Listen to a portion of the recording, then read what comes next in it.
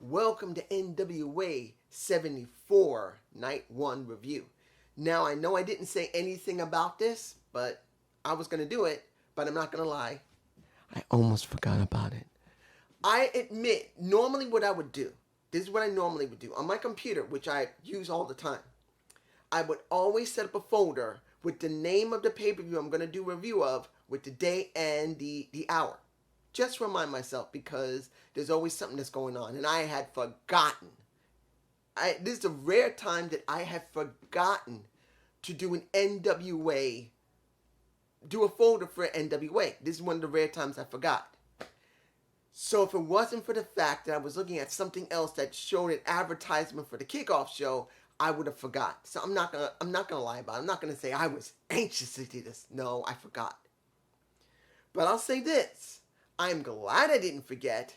Yes, I will tell you about some of the issues that came with the show. Yes, some of the concerns. But it was an enjoyable show.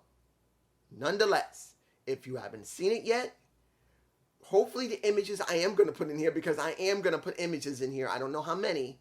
And by the time I finish this, it'll be almost near 1 o'clock, because it takes time to do this video, edit the video, render the video, and upload the video. It could be almost 1 by the time you get to like 12, something to 1. So I hope you don't mind waiting for it. But here we go. Now, the Kickoff Show. Let's get into it. There was 4 matches on the Kickoff Show. Here was the problem.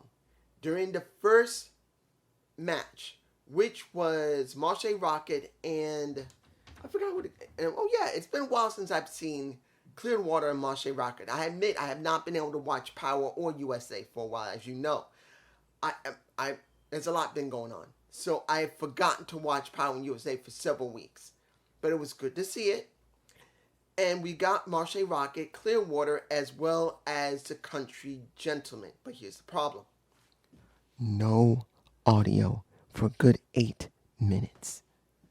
6 to 8 minutes of no audio. Video was fine. You could see well. The camera work throughout most of the show was good, including this match. But there was no audio almost. There was audio, but it was extremely low. I mean, really low. Not until someone realized, oh shit, the audio's low, they bring it back up. So that is a mark on them. That was a mistake. But it happens. It happens sometimes that you make mistakes like that. But as long as you don't let it last too long, it's okay. I'm the type of person that, yes, I see what's going on, but I tell you what's happening. This happens with every promotion. Something goes wrong. But if it's constant, I will tell you it is constant as shit. Here, NWA hasn't really messed up on the audio often. From the last time I saw it, the audio's been okay. Camera work has also been alright. Now, when it came to this match, I will tell you this. It was fine. And I'm not surprised about the Country Gentleman winning. It's good to see them. What was the guy's name? AJ Zanin, and I can't remember his partner's name. But AJ Zanin, he looks like he could be something. Could be something. But it's a question of how far they're willing to push him. Now,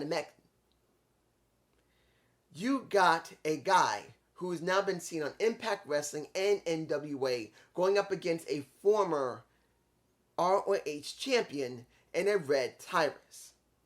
From the foundation, from the masked man that usually will bend you into shapes that you don't want to be, it is Red Tyrus. Now, was this a good match? Yes, it was a good second match. Audio was fine, camera work was fine. I will tell you, I did enjoy the match. VSK isn't someone I really like a lot. Not that he's bad in the mic, not that he's bad in the ring. It's just I'm not really that interested in him because he's always in a group. He really needs to break away and show that he can actually work by himself without Matt Cardona, not without, Mike Knox, or without the Brian Myers. Without them there, I need to know if he can handle himself. As it stands now, he's really still with them, even though this was a singles match. I'm just saying. The Pope versus Rodney Mack. I wasn't sure how to feel about this match. Since I not watch power, this is why I'm botching, because I'm angry that I could not see Power in USA. Usually I'm busy with something or I just plain forget. I don't like doing that. I wanted to see the build-up, if there was any build-up for Pope, and if I remember correctly, last time I saw them, they were talking, but I didn't know if they had a feud or not. So seeing Rodney Mack with the Pope, I know that Rodney's going to be safe, because the Pope is a very safe wrestler. He's not going to be too dangerous. Because Rodney, even though he can still go in the ring, he's an older wrestler. You don't need a really young, crazy, high-flying wrestler acting a little over-enthusiastic and kicks a guy wrong where he can take his neck off.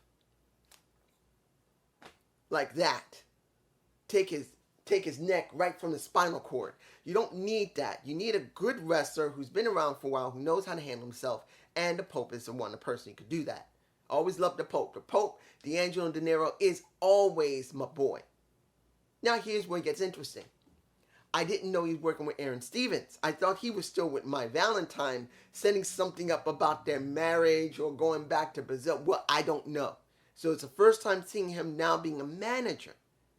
So this is actually quite interesting. Seeing that he's a manager now. Well, supposedly a manager until later in the night, and I'll talk about that in a minute. But it was a good match. In the end, we got a little bit of cheating. And you do get Rodney Mack winning, who's now on the heel side. But then we get some interesting. You get Aaron Stevens beaten down on the Pope until Cardona shows up. I believe I got a shot of him facing, and Aaron Stevens is in my face. It was nice to see Kratos back. As far as I remember, he was on New Japan Pro Strong at one point. I remember that clearly. He was working with NWA New Japan Pro Strong, and then I hadn't seen him at all. I don't know if he got hurt or he just started working with Strong more often. I don't know. You guys can tell me below if you know that. But it was good to see him, especially kick the neck off of an Aaron Stevens and start whooping his ass. Now, Aaron Stevens later in the night said clearly, Kratos, you bumpkin, who do you think you are? Sorry for the clipping. You bumpkin. Sorry. You are nothing. You touch the altar and the temple of the Aaron Stevens. I want to have a match with you next week, even though I am retired from the ring. I want a match. I'm going to have my Rodney Mack in my corner. You better get yourself somebody. So tomorrow, night 2, you're going to have Kratos with a partner that we don't know, with Aaron Stevens and Willie Mack. Not Willie Mack. I'm getting Willie Mack and Rodney Mack mixed together because they are the Macks. Oh, that would be so cool. Chocolate Thunder. And with the Mac Daddy, the Macks. Tell me you wouldn't want to see that. All right. The third match. Was it the third match? Yeah. No, wait a minute. We had that. We have VSK. We had the fourth match. I'm sorry. The fourth match is Kobe Carino and the Wrecking Ball Magursky versus... I don't remember the other guy's name, but I do recognize Coleman. Was it? Yeah, Kaufman. He's been doing commentary on AEW for quite a while now because ROH is part of AEW, and he's been doing commentary whenever there's an ROH match. That's like for the TV or the women's TV. No, the TV title, the women's title, the world title. He's there. They usually have him do it. Don't know why. Guys, I want to say this briefly about AEW and ROH. I still say this. Now, I understand one person told me, you know who you are, thank you. That is a good possibility that ROH is still not fully owned by AEW, that it may still be partially owned by Infinity. Possibly. I truly believe when it's done and Tony fully owns it, if he can own it, he may release it. You never know. It needs to go on YouTube. I don't care what he says. It needs to go on YouTube. Get rid of Elevation. Get rid of Dark. That's what I wanted to say. Now, this match was okay. But this is where it gets interesting. We get a tap out from the Magursky, from the Wrecking Ball. He taps out because he gets the Kaufman, the whatever it was. I can't remember what it was. But he basically does submission and pretty much he taps out. But you get Wrecking Ball being respectful, shaking hands. And Kobe could not stand. He got so angry, and Wrecking Ball basically said, "Get the hell out of my face," and almost took his head off. So supposedly, the Fixers are no longer working with Kobe Carino. Okay, it's been a while. You need to have a little bit of progression with these guys. People like the Fixers. People hate Kobe Carino. I like that they hate Kobe Carino. He, compared to several wrestlers in NWA, is much more advanced than anybody else. And I got to say this because of his heel work. He's way better as a heel. I'm glad to see it. Now the question is, will it progress into something, or will it just be something there? Main card. Whoo! What do we got here? First match. EC3 versus the returning Mims. Supposedly he was injured. I think he was injured. He was gone for a while. He comes back. And now EC3 is now debuting. EC3 is debuting in the NWA. Yes. NWA could do something with EC3 that could actually help the brand if he's actually fully signed, or was he doing a couple of tapings. I'm hoping he signed with them for a little while. That's what I'm hoping for.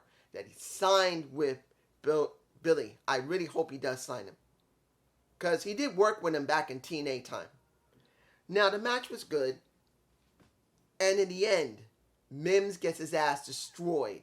Now, I'm not saying that he was weak in the match. No. Mims looked good. Mims looked great. But Mims got his ass destroyed. But here's where it gets interesting. After the match was over, the Return Your Narrative was brought in at full effect.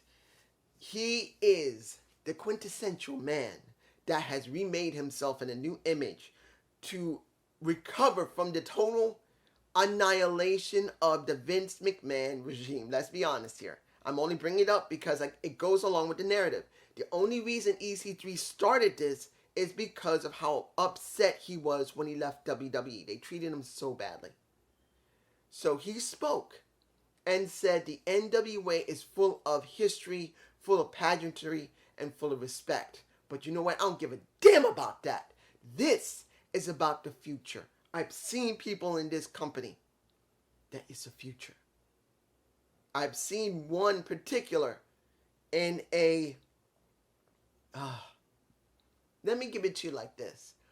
Once Tom Latimer came out, he didn't mention him by name, but he really disrespected the NWA's legacy. He comes out, he's right behind him, you can see him in my face. He's not even looking at him, he knows he's there. And he's speaking on the mic and he says, "Tom, it's good to see you. Look how much you changed.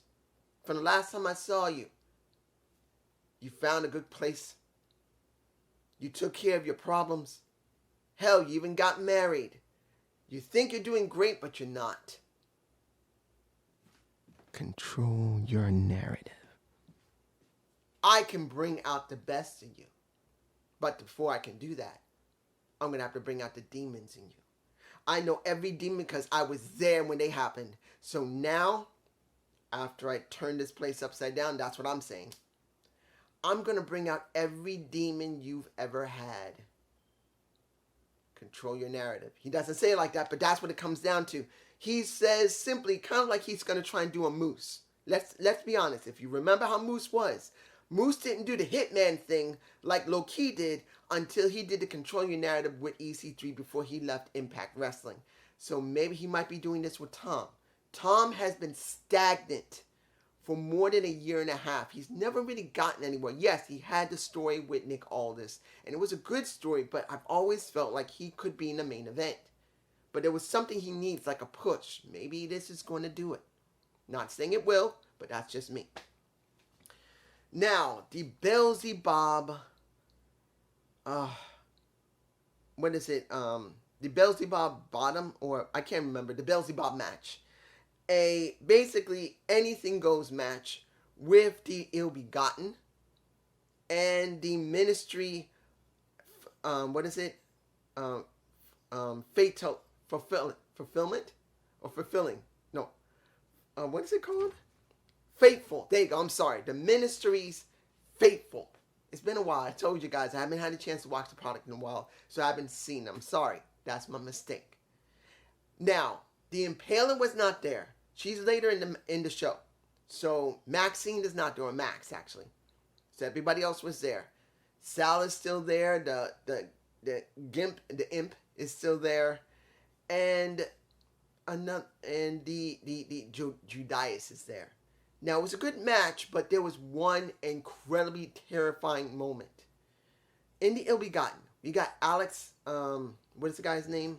It's been a while since I've seen him. Taylor? Possibly Alex Taylor, that could be his name. He decided, and I don't got the shot, unfortunately, I could not catch it. It was so quick, I couldn't catch the shot. But he climbs on a 20-foot ladder. He decided he's going to probably jump into the ring. It's on the outside the ladder. It's not inside. Sal gets on the top turnbuckle, onto the top turn rope, and he grabs Alex Taylor. He's going to basically do a superplex or a superplex into the ring, but it didn't work that way. He literally, instead of landing in the ring, Sal was not physically strong enough to lift up Alex Taylor correctly, and instead of going into the ring, Alex Taylor landed on the top turn rope. Think about what happened with Owen Hart, but in reverse. Instead of Owen landing straight on his sternum, nearly 50 or 60 feet in the air, or more, actually 60, more than 60 feet. It is less than maybe 8 or 9 feet from the ladder to the top turn rope. He lands back first, and his back, watch, arches like that even further. And on a rope that's not much more wider than my fist here. Oh my gosh. Guys, that was the most worst thing that could happen. He could have actually broken his freaking back the way he landed. It was that bad. His head was outside the ring. His legs were dangling in the ring. He flips into the ring. Everyone was terrified that he might not be able to walk. And he does walk out after the match, and the Ministry faithful does manage to win the match. Yes, they did it quick. After what happened, it didn't last very long. They got that match over very quickly because I think they just want to get it over with for him. But, oh man. This is one of the times doing high spots does not benefit. If you love high spots, this is the times where you kind of wish that high spots isn't always used. No one's saying to stop high flying. High flying is great. But there are points when high flying should not always be used. Sometimes discretion is a better part of valor. This is one of them. Seeing his back arch like my wrist. And I got like something, like a knot in my wrist. I can't use it properly. But he went, dink. That was not pretty. Now let's move on. Now, I got to fold my notes home because I have so much notes. Let's see here. Yeah. Next, we had a match that really could have been on NWA Power. Adonis versus, Chris Adonis, not Nick Adonis. I'm getting Nick Aldis and Nick. I'm getting Nick Aldis and Chris Adonis mixed up. And I do have to say what Nick Aldis talked about later in the night. But let's get to this one. Chris Adonis versus Odinson. I do like Odinson. I do agree with Velvet Sky. What is he spraying in his mouth? What is that? But the question is, what are you doing with Nick? I'm botching here. You know why? Because it shouldn't have been on the show. It was not a bad match. Not saying it was. It was a good match, but it wasn't a great match. And I truly believe that this should have been on Power due to the fact of how Odinson cheated. Because I think this should have happened on Power and started a story for him there. Because once Chris Adonis got him into the master lock, he was holding on to the spray. And pretty much he sprayed him in his mouth. He was trying to spray him in his face. He mostly sprayed him in his mouth. And the ref ended the match. DQ. Chris Adonis wins. I'm getting Nick now. I'm going to do Nick Aldis next because I'm thinking about Nick. But when it comes down to it, Chris wins. Odinson didn't give a damn, so he's now turned heel. But the question is, where are they going now? If Perry's coming back, will Perry go up against Nick? No, I'm getting Nick Aldis. I think I'm going to move on now and let this for the next power if I can actually see it. Nick Aldis, because it is obvious I'm thinking about Nick Aldis. Seeing where they're going to go with him, because he comes out to the ring. He thanks everybody in the ring. He talks about why he loves his business, why the NWA means everything to him, and he's also saying why is he still working, because he's saying what else do I need to do. He explains about his wife, how he got the Micah James. Lucky bastard, she's beautiful. And has his beautiful son. He explains that he's always gone against where everyone said it would not work, he's made it work. And he's pretty much said, I am not quitting, but he also talked about his opponent. I can't remember his name right now. But he talked about his opponent and that he better be ready because he's going to show you why he's one of the best. And he doesn't care if he's in the beginning of the show or the end of the show. You are going to enjoy the show if you buy a ticket to see me, because I will make sure that every match I do is perfect. That's what he said. Now, the reason I think I was thinking about him so much is I'm wondering, when it comes to Nick Aldis, Magnus, what is left for him to do? Honestly, I don't know what's left for him. Because he's been champion. He's going to go and become a third-time champion. But the question is, does he really need to be? Wouldn't it be good to see that he does something else? Now, I'm not saying for him to go back to Impact Wrestling. They will not book him right. And now with NWA, it looks like it hasn't really grown a lot. It's basically still here. It hasn't gone here, but it's not down here. It's somewhere here. What's next for him?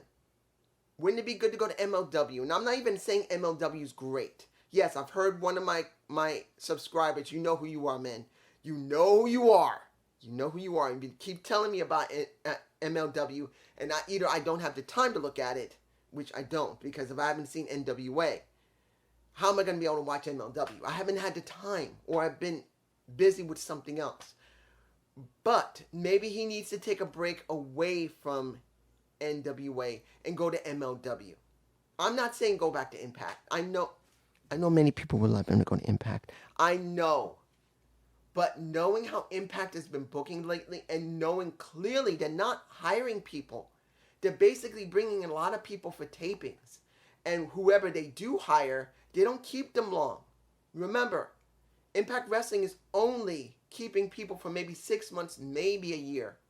They'll either do a 6-month stint with a contract or a year stint or near a year stint. Unless they do an extension on a contract that's 6 months. They don't keep them.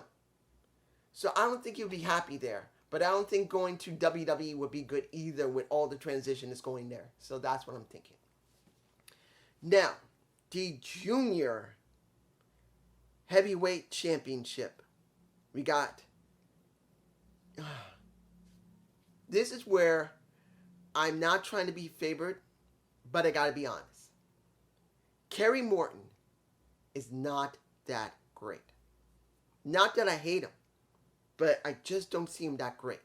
The person I think that's better is Kobe Carino. He just looks better, he sounds better, he acts better. Now, does he wrestle better? Kobe's here, Kerry's here. Sometimes he goes here, sometimes he's here. Here, here, here, here. Kerry is not at the same level as Kobe. But he can get there, but he doesn't always stay there from my point of view. That's just me. Now, was it a bad match? No, it was okay. And when it came to Kerry, Kerry was getting a little bit, just a little bit arrogant. Wanted to show off to Homicide that he can keep up with him and is willing to shake hands. Homicide was cool, the first one. He was willing to shake the hand to show respect. Then he was showing off, saying that, oh, I can keep up with you, I can do this. And Homicide's cool. He said, you know what, you got me. You got an old veteran like me. You can shake a hand again. But then the third time, That is when he started getting annoyed. And by the fourth, smack the hand away, and then he's going to business. He don't care. And he pretty much did everything he could to win. He had to cheat, he's going to cheat. He's going to win. And he did win, which pissed off a Ricky Morton, which he said, brother, I ain't taking nothing from you, but where I come from, where way you acted, we don't like being treated dirty. And you better watch it because we're ready to stick something up your ass. I'm not quoting him, but it's clearly that he's making it very, very clear. I'm pissed off. Screw you. I'm going to get your ass. This is what we got. So that means on Power or USA, mainly USA, because that's where basically Homicide does his work. Very rarely do it on Power. I think they should have him on Power more often. That was just me, but I don't know. Maybe the last 2 or 3 weeks or nearly a month that maybe he now has been able to have more time on Power. You guys could tell me. But clearly, they need to do more with Homicide and make that title mean something. I'm just saying. Now, what do we got here? This has now been finished. Hang on. I got to make sure because there's a lot here still to unpack. I want to make sure I got everything. Let's see. Adonis, that. Homicide, yeah, that was done. Okay. We got, It is time for the always ready Matt Cardona to come back. And the best match of let me take that back. No, not the best match. The best entertaining match. Not the best pure wrestling match. That's not the best pure wrestling match. The best entertaining match. The best pure wrestling match, I'll tell you later. But the best entertaining match is Matt Cardona versus Freeman. Antonio, I believe his name is. I can't remember his name. Antonio Freeman, the small guy. I believe I got a shot of him. He's in my face. I saw him a couple of times. Interesting guy. At first let me crank back because I want to. This is what it comes down to, Matt Cardona. He talked about his arm, his bicep, and coming back early, which I commend him. To come back from a torn bicep within 3 months to 4, that takes hard work and dedication. He came back quick.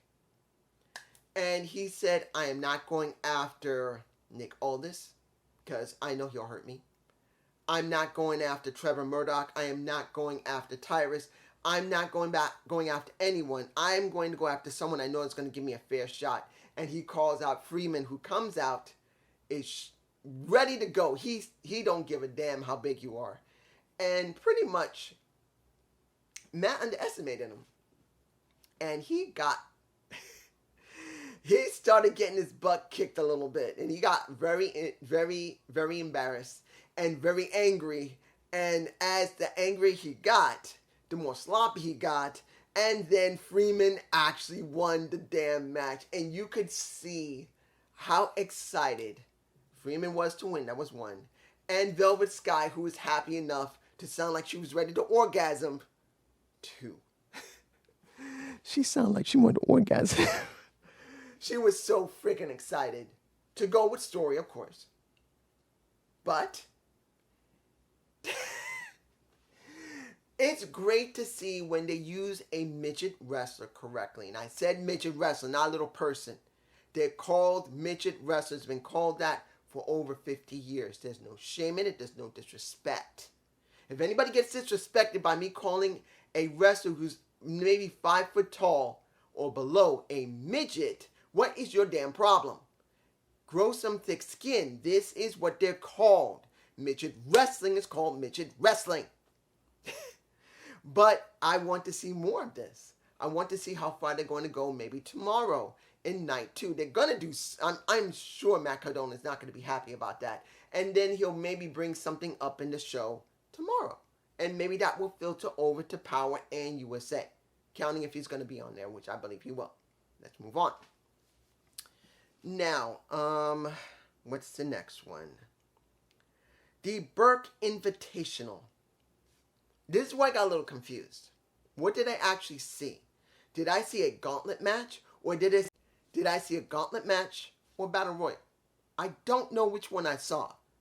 It looked like a combination of both. And they said it was gauntlet match, but it was also battle royal, because when you saw all 9 women in there, and I'm not going to name them all, but I believe I got a shot at least a few of them in my face.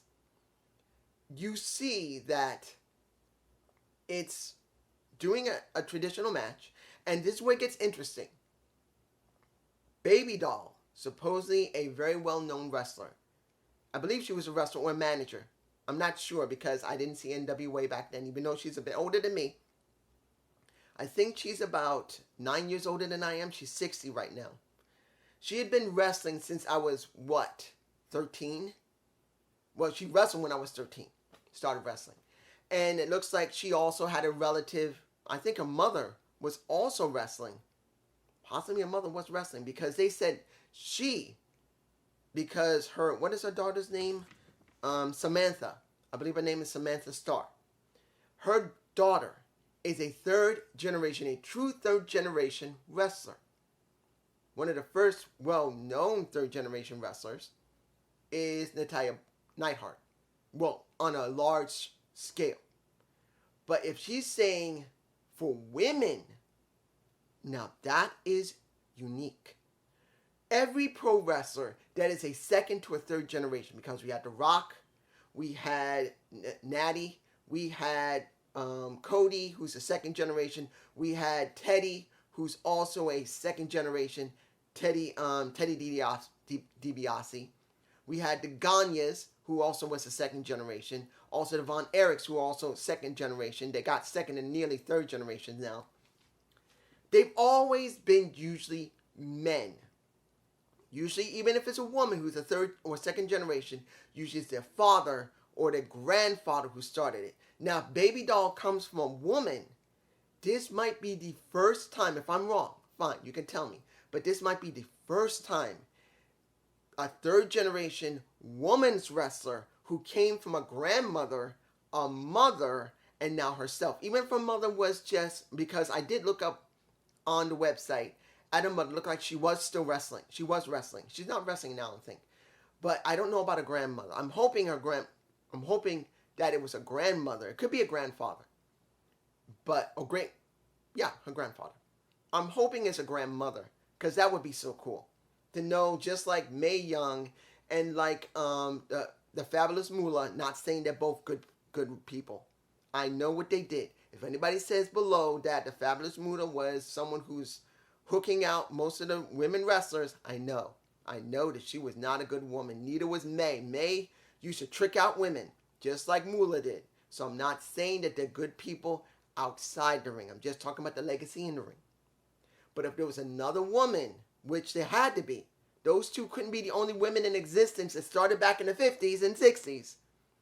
Seeing that both those women could have had another woman that might be Samantha Starr's grandmother, that would be cool.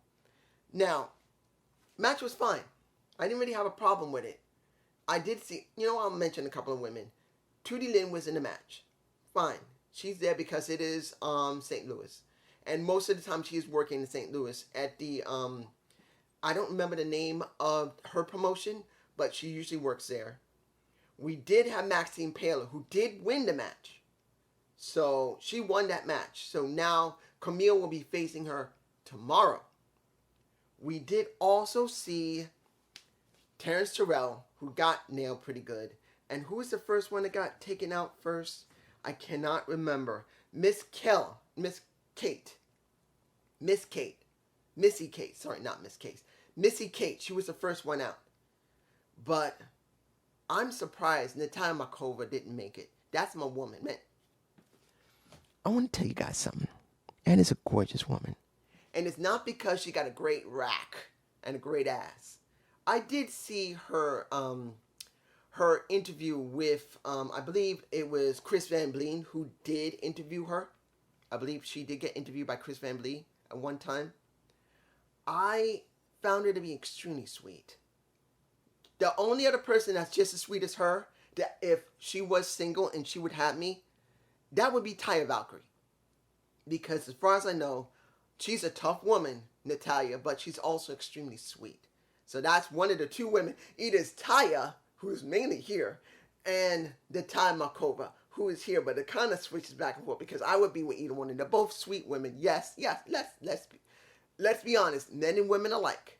They like their bodies. They both got great boobs. They both got great butts. They're both very beautiful women and can hit hard enough to break your teeth. Let's be honest. Both of those women are not weak women. They will break your teeth. But it doesn't mean you can't love them. But in the end, it was Max the Impaler and Natalya Markova who was last. And in the end, Max won. So now, the Ministry Faithful having some interesting things going into Power in USA. I hope I can watch it if I have the time. I don't keep forgetting or have some distract me.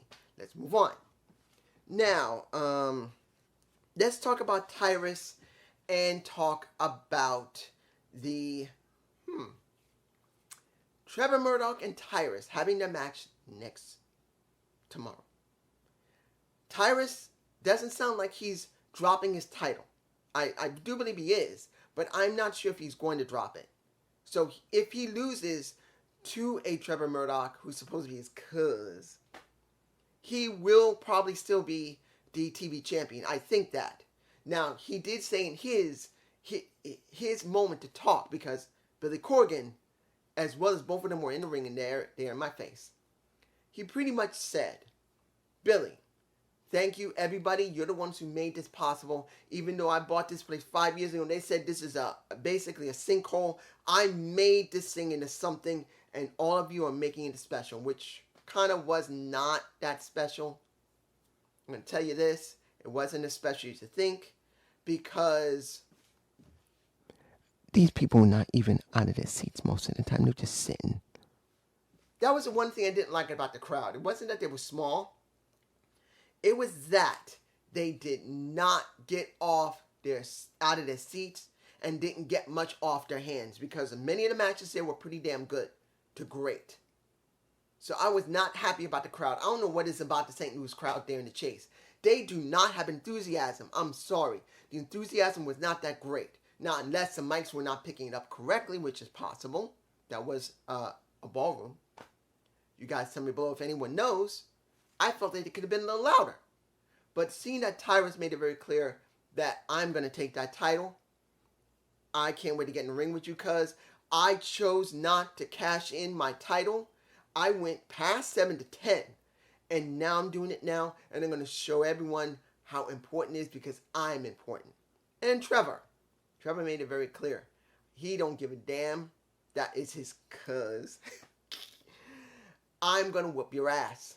I'm not going to let you near my kids. I'm not going to let you get anything. I'm just going to beat you. Trevor was hot. He wanted to rip his head off there, which was good.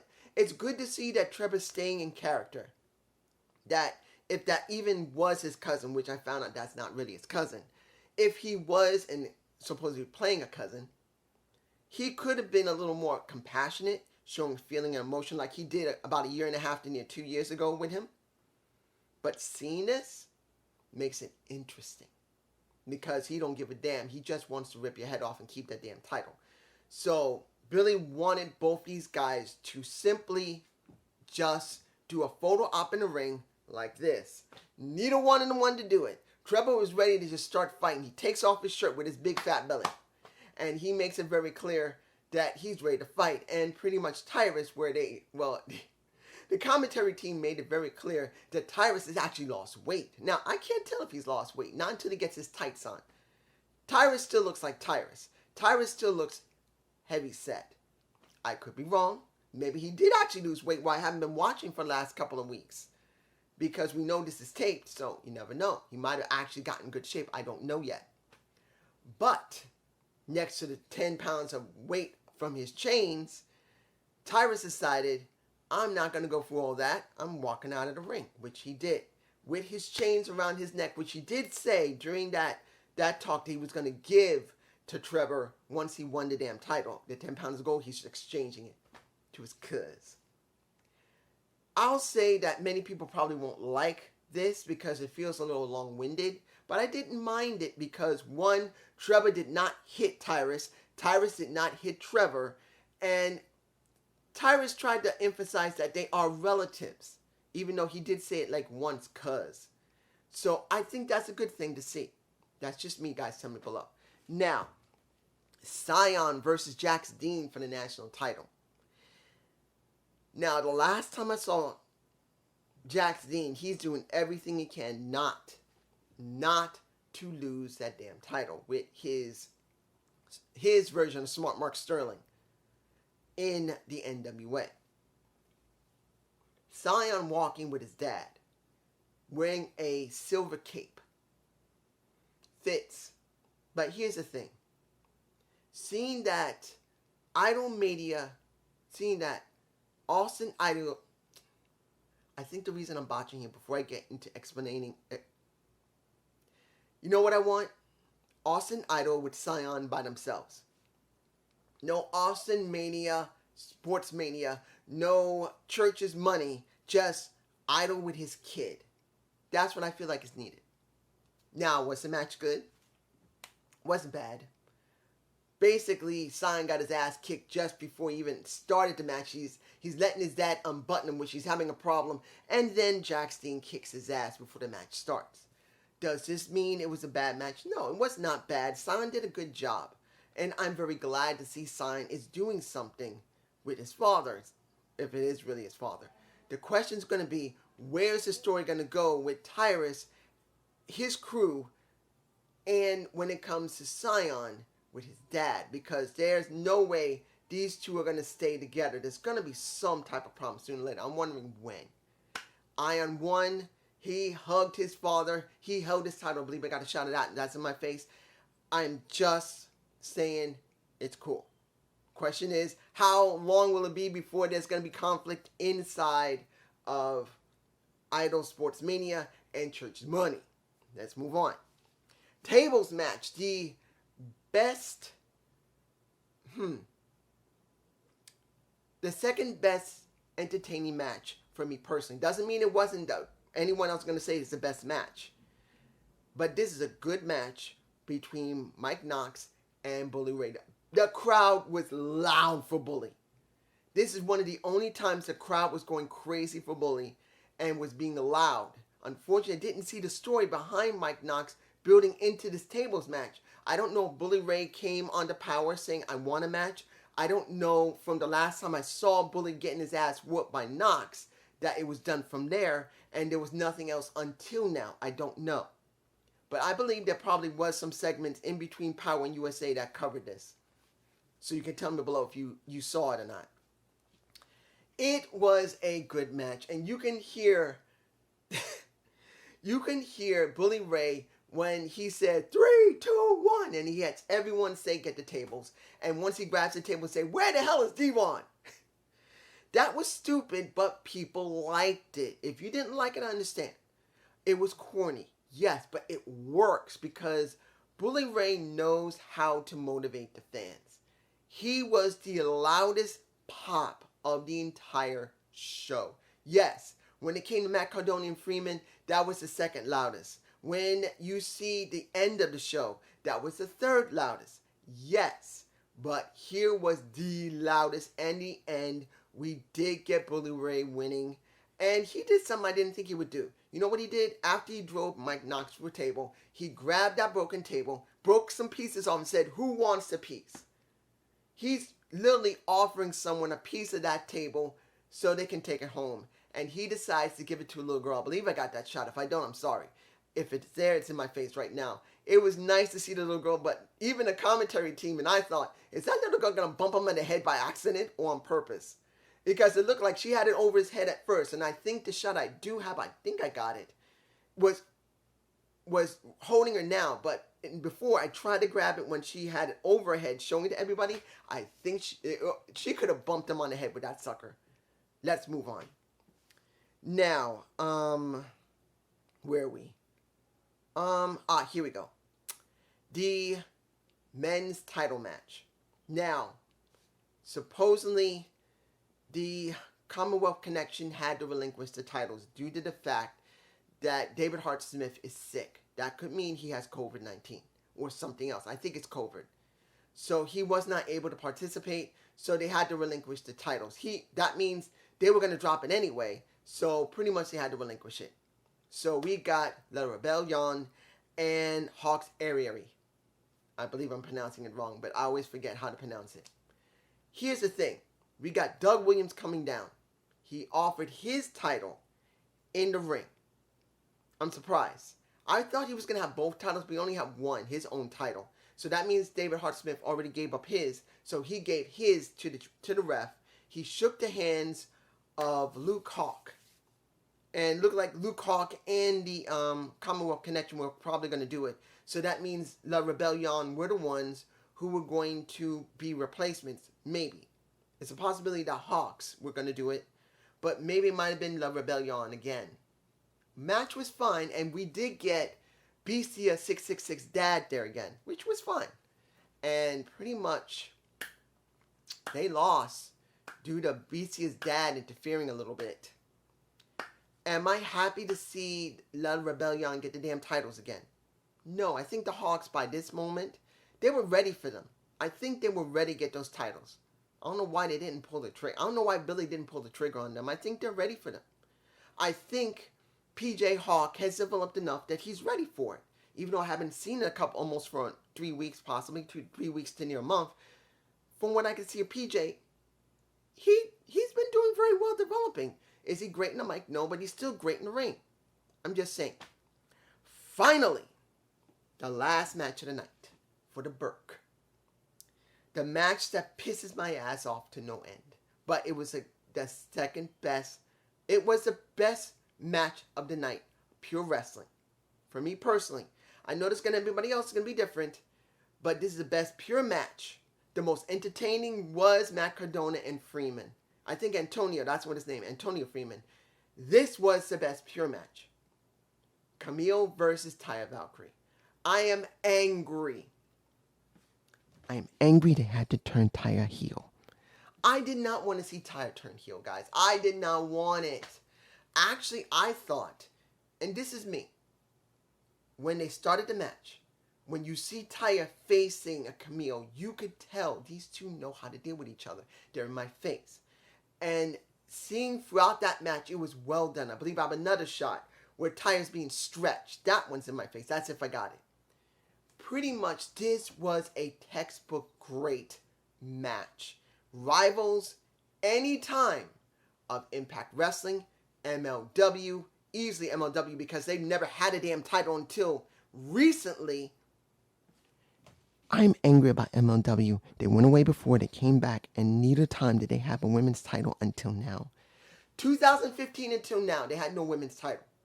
Back in 2004 to 2006 or 7, they were around before they went away, and they still had no women's title when NWA had a women's title still. When Impact, which was TNA at the time, got their title about a year and a half, about 3 years later, but it did take a little time, but they did get it. And MLW only now? Bullshit. But this was the best match for me. It easily even rivaled WWE wrestling. If anybody says it doesn't, they're stupid and they're wrong. This was a damn great match. But I wish that they didn't have to have Taya turn heel. That she at one point, trying to get Camille, because they had been going back and forth for a good 10 to 15 minutes. No, 10 to 15 minutes easily before the ending. They had, well, when Taya tried to spear Camille and she hit the ref, that's when everything went crazy. That's when Taya got pinned.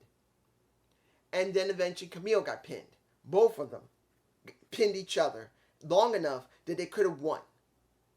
But then you get Taya getting so pissed off because she could not do it. Eventually she cheated. Eventually took the Burke into the ring, whacked a Camille in the head with it, tried to use it. It didn't work, and in the end, Camille won. Coming over adversity, and from that, making the show mean a lot. At one point, which it did happen, all the women who had participated in the show came out and lined up just for Camille. But Camille knew she was in a freaking war with a Taya Valkyrie, who I truly believe could have won that. Look, I don't know about anybody else, but for me personally, I truly believe Taya could have won that title, and it would really help Camille. Because at this point, Camille has gone through the entire roster. She's gone through Impact Wrestling's roster, a few of them. She's gone through, I believe, any other place, their roster. The only place she hasn't gone to take a look has been AEW and WWE. MLW, I don't think she's been there, but I'm sure she's been to any other promotion and pretty much has looked good. But here, she really needs to drop the title and now chase it. Just like a Nick Aldis, need to drop the title eventually to chase it again. It's her time. I think this is about the time when she needs to drop it and chase it. But that's just me, and I hope you enjoy this show. I mean, if you haven't seen it, watch it. Yes, it's got some errors when it comes to the camera. It wasn't perfect. Camera, sometimes they did close-up like this when they shouldn't have. Sometimes the audio was glitchy. Yes, that was the beginning of the show and kind of throughout the night. Video was fine. There was no really messing up. The lights were alright. But pretty much it was a good, entertaining show you could enjoy. But that's just me. Peace.